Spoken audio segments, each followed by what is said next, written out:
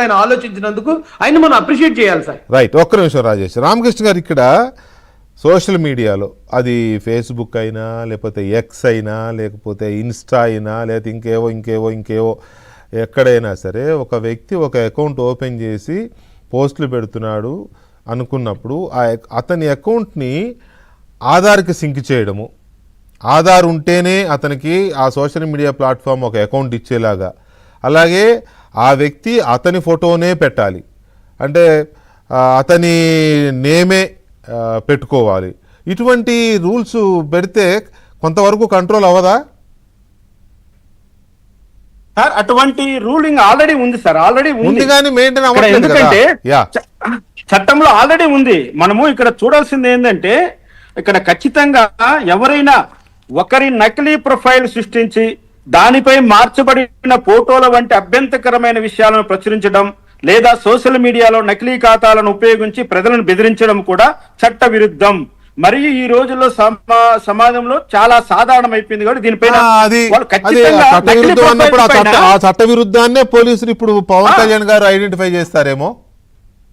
ఇక్కడ అదే నేను చెప్తున్నది. ఇక్కడ ఏంటంటే, ఇక్కడ వాళ్ళు వర్కౌట్ చేయాల్సింది సోషల్ మీడియా యాంగిల్లో కాదు, సోషల్ మీడియాను నియంత్రించే పద్ధతుల్లో ఏ కంటెంట్ అయితే నియంత్రించబడాలో, ఏ కంటెంట్ అయితే మనము ప్రీచ్ చేయాలో అటువంటి వాటిపైన వర్కౌట్ చేయమని సుప్రీంకోర్టు స్పష్టత చేసింది జడ్జిమెంట్ లో.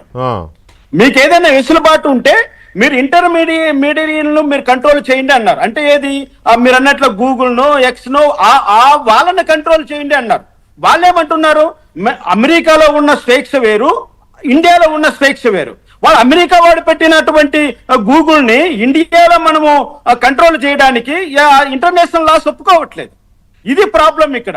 కాబట్టి ఇక్కడ మనము కావాల్సింది, సాధించవలసింది ఇటువంటి వాళ్ళను ఐడెంటిఫై చేస్తూ వాళ్ళను ఒక వాచింగ్ లో పెట్టడమే. వాళ్లకు ఇటువంటిది చేస్తే తప్పని ఇప్పుడు కొంతమందిని మనం కంట్రోల్ చేస్తాం. ఎవరో పెద్దిరెడ్డి సుధారాన్ని కానీ లేకపోతే పోసాని కృష్ణమురళి కానీ ఇటువంటి వాళ్ళందరూ కంట్రోల్ అయ్యారు, వాళ్ళ నోరు అదుపులో పెట్టుకున్నారు. కానీ ఇప్పుడు ఈ కొత్తగా పుట్టుకొచ్చినటువంటి దళిత వాదులతోనే ఇప్పుడు సమస్య ఎంత వస్తుంది.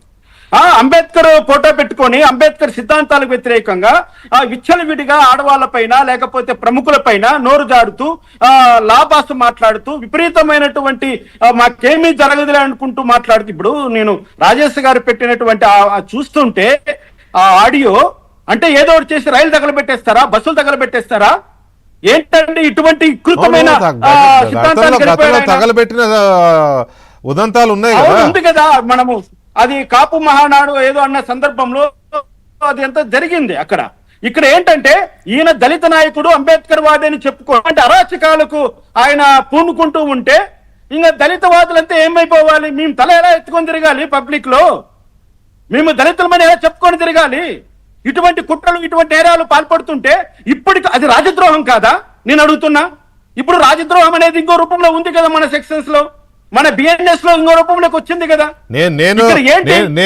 నేను ఒక ఎంపీని ఇంటర్వ్యూ చేస్తేనే నా మీద రాజద్రోహం కేసు పెట్టి తెగ విచారించి సాధించి నన్ను 2 రోజులు పాటు చేసి ఇంకా కేసు అలాగే ఉంది. మరి వీటన్నిటిని ఏం ద్రోహాలు అనాలో. ఎనీవే, దీని మీద ఇంకొక రోజు ఇంకొంచెం ఇన్ డీటెయిల్ మనం చర్చిద్దాం. రామకృష్ణ గారు థ్యాంక్ యూ వెరీ మచ్ అండి. రాజేష్ గారు థ్యాంక్ యూ వెరీ మచ్ అండి చర్చలో పాల్గొన్నందుకు. ఇది